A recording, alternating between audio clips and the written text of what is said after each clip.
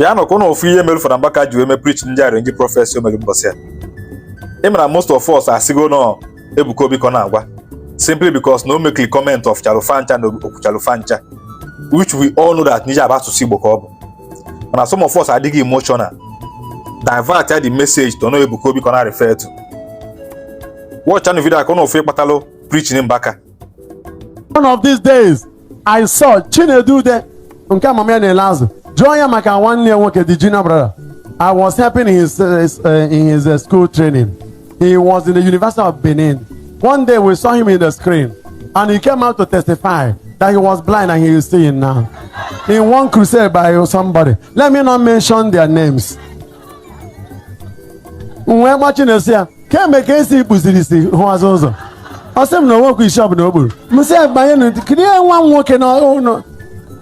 Who will be blind and the people will not know when he was blind or she was blind. That is why if you come here and you say receive healing, I'll ask you from where. You keep explaining until there must be people from your community who knew you. You can't fake rubbish. The Holy Spirit is so pure to be embarrassed with such rubbish. Nke bezoku bụ na IMG because of na Father Mbaka make the comment of Chalufancha, we ignore the message on our pass na that program ha. Okuno free gbasalo ndị arrangee prophets, ndị fake prophet na Nigeria. This issue can consume Christianity more than I draw careful. Because this thing if now affects even the true Christians. This is now affects the true pastors in Nigeria. On affect is here. So many pastors only know gift of prophecy follow. Now this is fake. Because now people now expect that no be a man of God must prophesy. Because the fake ones when the music or the can be the real ones they will have power. The fake ones they make all this can no be a man of God must give prophecy or must do miracle. I don't even blame them. The blame the members now are within all these churches. See from your own church in Aga, your mother gonna because I'm finding a miracle. Oh yeah, they breed this fake prophet in Afugase. Keduka a man of God get sepota. Nebe football prophecy.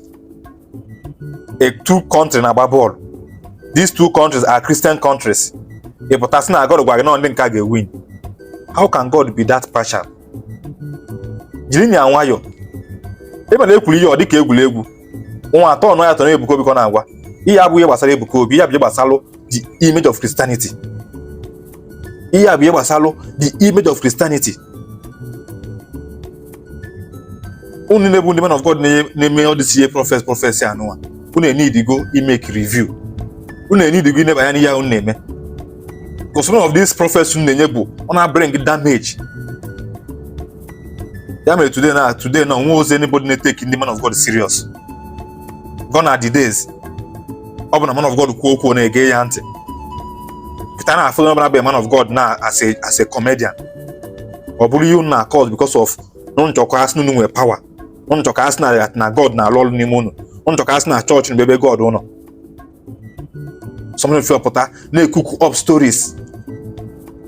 Kedu anyị chọka mmadụ ji wee fu Christianity nke nwa be man of God pụtalụ mmadụ ebulu problem bịakwute gị ịpụta add more problem to that person's problem, which eye kichoka the person see when I force Christianity.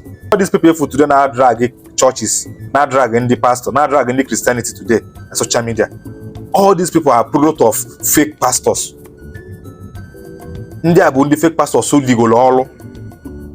Ndị a bụ ndị fake pastors so damage go their mentality about Christianity because of fake prophecy.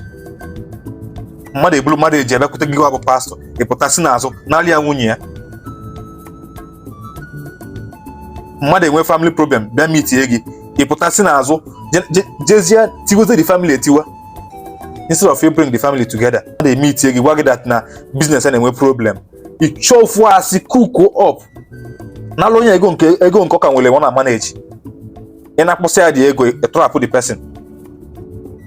Kedu anyị chọka those people ji wee na-afụ ngwa bụ pastor maọbụ Christianity as a whole chinefu ndị mmadụ na-enwe bad impression about churches because of these fake pastors and fake prophets, and they don't even care because they are only after their pocket. Why couldn't you twist a message in back now? Because you guys actually people who about it. And just twisted the message. Message according to message in back very, very clear. Only be a pastor named Mudikia. Pussy and the home. Oh no, appetize it. Turn that churches now. Or this according who come no be a man of God must do miracle. Or who come no be a man of God must prophesy. And that is what is causing this fake prophecy in Afose. Because somebody that is not gifted to give prophecy and the person is running a church cannot survive without prophecy. Because only one of the members na cheba na prophecy. Didn't you why you